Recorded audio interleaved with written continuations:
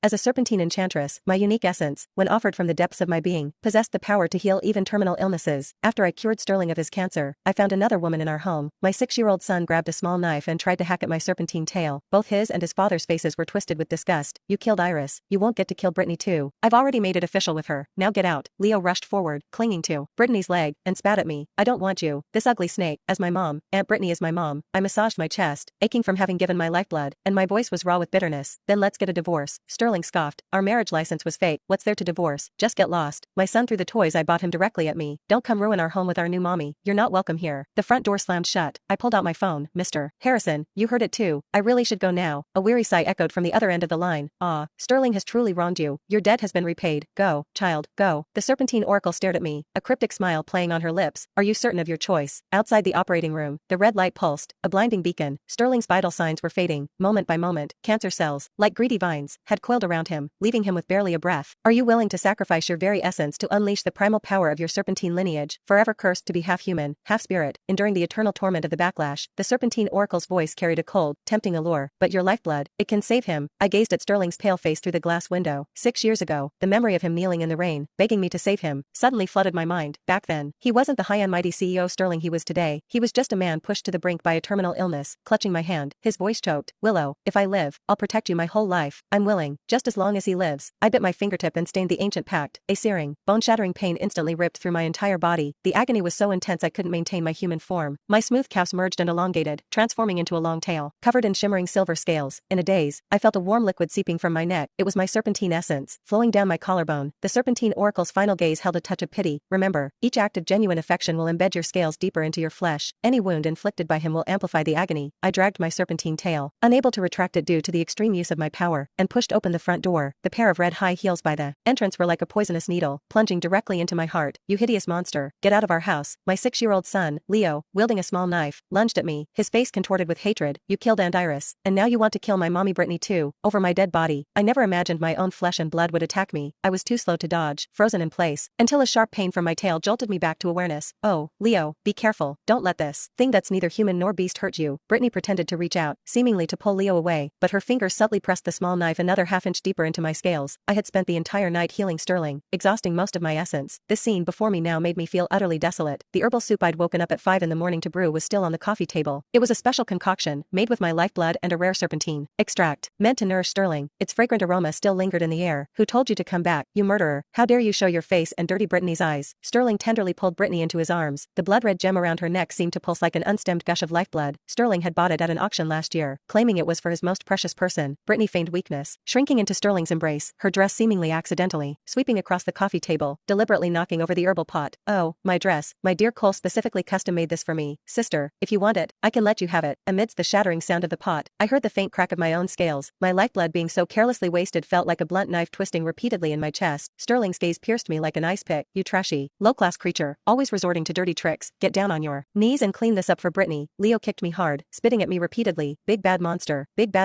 get on your knees and apologize to mommy Brittany. I instinctively curled my tail. The section of my tailbone, covered in fine silver scales, had just endured the backlash of the lifeblood sacrifice. It was now bruised purple, and large pieces of shattered scales, mixed with blood droplets, flew off. The serpentine oracle's warning echoed in my ears again. The pain crawled up my spine, spreading through every limb. Tears streamed down my face uncontrollably. This was the child I had risked my life to give birth to after 10 months of pregnancy. This was the husband I had saved by draining my lifeblood, enduring constant backlash. Day and night, I humiliated myself, crawling towards Brittany, wanting to demand why she was destroying everything I had. She shrieked as if she'd been electrocuted. Ah, her scales scratched my leg. Leo was distraught. You actually hurt my mommy, you monster. He lunged like a furious little beast, hacking at my serpentine tail with the knife, blow after blow. The sharp blade pierced through the scales, digging into my flesh. The pain made my vision swim, but Leo clapped his hands and laughed. Tear open your snake skin. Let's see how you can hurt anyone now. I slumped powerlessly to the floor, the intense pain making it impossible to straighten up. I stared directly into Sterling's eyes, trying to maintain some semblance of dignity. Sterling, let's get a divorce. Sterling scoffed. Our marriage license was fake. What's there to divorce? Just get as far away as possible. With that, he deliberately tossed a tattered little red booklet onto my wound. Fake marriage license. I froze. 6 years ago, on that rainy night, he knelt before me, begging me to save him, saying that if he lived, he would be my true husband. I believed him, sacrificing half of my serpentine life, draining all my power. I fed him the powerful essence from my true form, watching him transform from a skeletal figure to a radiant, healthy man. But my cherished marriage license, like Sterling's deceitful heart, had been fake from the very beginning. Another scale on my serpentine tail cracked, and I groaned in pain. The serpentine oracle was right after all. This bond, bought with my my very life, was destined to be a pain that would pierce me to the bone, right from its root. The stench of blood mingled with the sharp scent of disinfectant, churning in my nostrils. The wound on my serpentine tail was still gushing blood. Every movement felt like countless needles piercing my marrow. The serpentine oracle's warning of double backlash was now burrowing into my bones along the cracks in my scales. Brittany smugly stroked Sterling's chest, her fingertips tracing his collar. That spot, where I used to playfully straighten his tie, was now Brittany's territory, a symbol of her claim. Brittany chuckled, a sickly sweet sound laced with malice. Sterling, look at her tail. So many scales have fallen off. It's disgusting. Sterling cast a dismissive glance at me, his eyes regarding me like a dirty rag. You're frail. Don't look at such vile things. He raised a hand and beckoned the butler. Drag her out and dump her in the old family mausoleum. No. I snapped my head up, my tail twitching with urgency. Sterling, have you forgotten? 6 years ago, you were lying in that hospital bed. Cancer cells spread throughout your body, and it was I. Shut up. He cut me off sharply, his leather shoe grinding forcefully on my bloody, mangled tail. If you hadn't wrapped me with your dark magic, why would I ever get involved with a monster like you? Iris was killed by your dark magic back then, and now Brittany is pregnant with my child. Are you trying to pull the same trick again, Iris? My heart felt like it had been hit by a massive stone. That gentle, kind woman who used to secretly bring me healing salves. She had an accidental fall from a building. How had it become my fault? Daddy, hurry and kick her out. I don't want to see her for another second. Leo ran over, brandishing the knife. Drops of blood from the blade fell on my hand, burning like fire. He suddenly remembered something, then rushed into the bedroom, emerging with a metal box. He slammed it hard into my face. The box burst open, spilling its contents onto the floor. My collection of shed serpentine scales from the past 6 years. Each piece had been meticulously cleaned and strung together with gold thread into protective charms. When he was little, he always wore them around his neck, saying, "Mommy scales protect me. These disgusting things. I've wanted to throw them away for ages." Leo stomped on the specimens, as if crushing a pile of garbage. Mommy, Brittany said wearing them would turn me into a monster. I looked at the crushed scales and suddenly laughed, though tears streamed uncontrollably down my face. So, 6 years of mother-son affection, in his eyes, was nothing more than the mark of a disgusting monster. Brittany.